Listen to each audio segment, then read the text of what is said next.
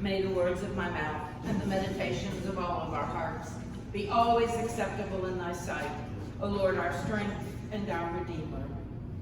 Amen. Please be seated.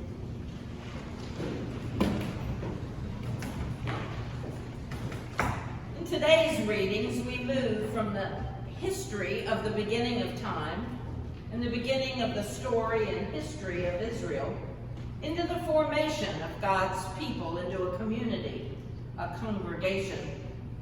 We pass beyond an ancestral binding into people who are joined by their love of God and the protection and hope that they have received from their God. We are reminded that both Jacob and Joseph requested that they be returned to Canaan for their final resting place. And we hear that the Hebrews have sold themselves into slavery to the Egyptians in order to be fed through the famine.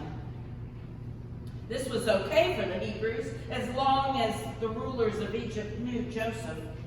But our story begins with a king who did not know Joseph or seemed to value the work he had done, bringing Egypt and its people through the time of famine. This new king sees the Hebrews as a threat, numerous, united, and enslaved.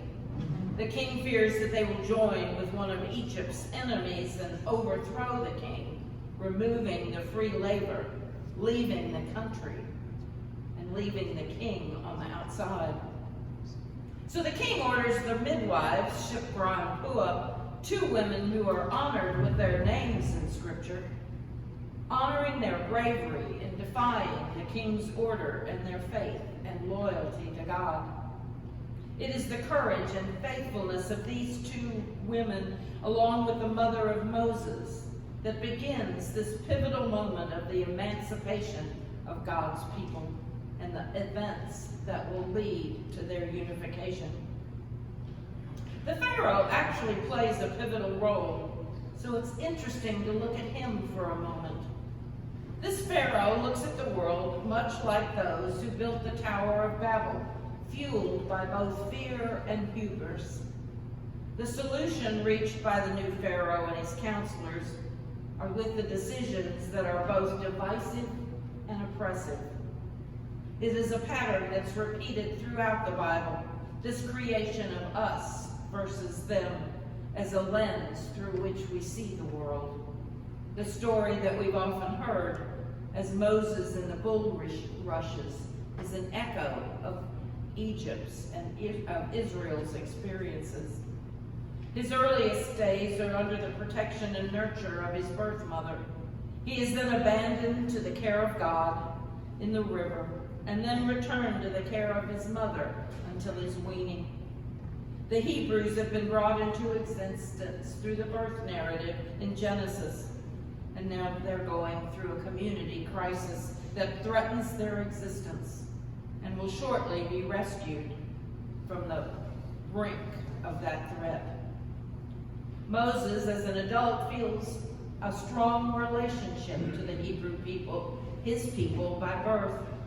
In the crisis created by his defense of one of his own, he flees into the wilderness, into the land of Midian and Jethro. While tending Jethro's sheep, he sees a bush burning on Mount Horeb, a bush burning but not consumed. And Moses stops, walks out of his way to see this remarkable sight.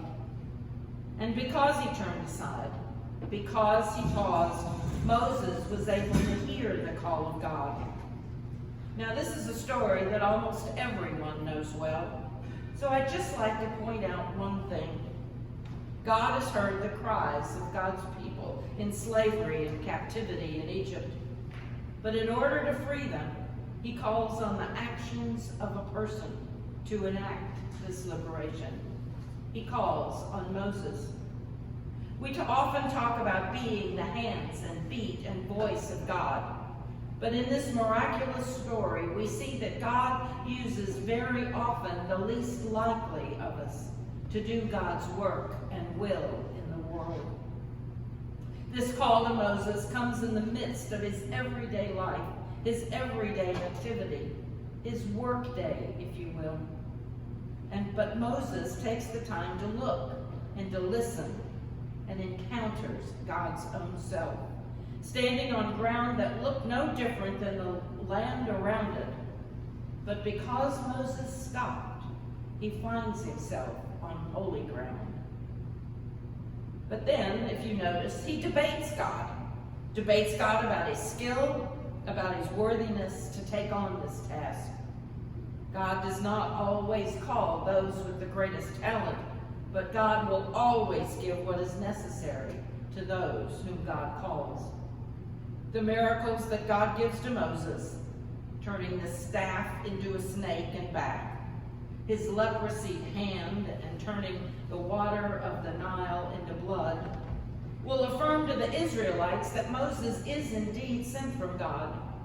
But to Pharaoh and his court, these are the very things that work to further harden his heart.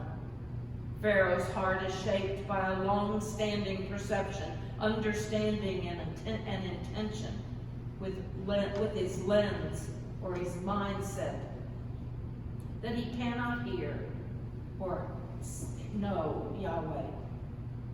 Through each of the plagues, Pharaoh agrees to free the Israelites until the plague ends. So we come to the final plague, the death of the firstborn of Egypt. The people of God are protected and nourished as the death passes them by, eating the prescribed meal inside their homes, with blood smeared on lintel and doorposts. This is a sign that they are surrounded by God's protection and filled with God's nourishment. This month of the Passover will now be their first month of the Jewish calendar, marking a new sense of time, marking also a new sense of social relationships. Through this deliverance, the people will still know themselves as descendants of their ancestors, but they will come to a new understanding of themselves as a people of a congregation, a people united.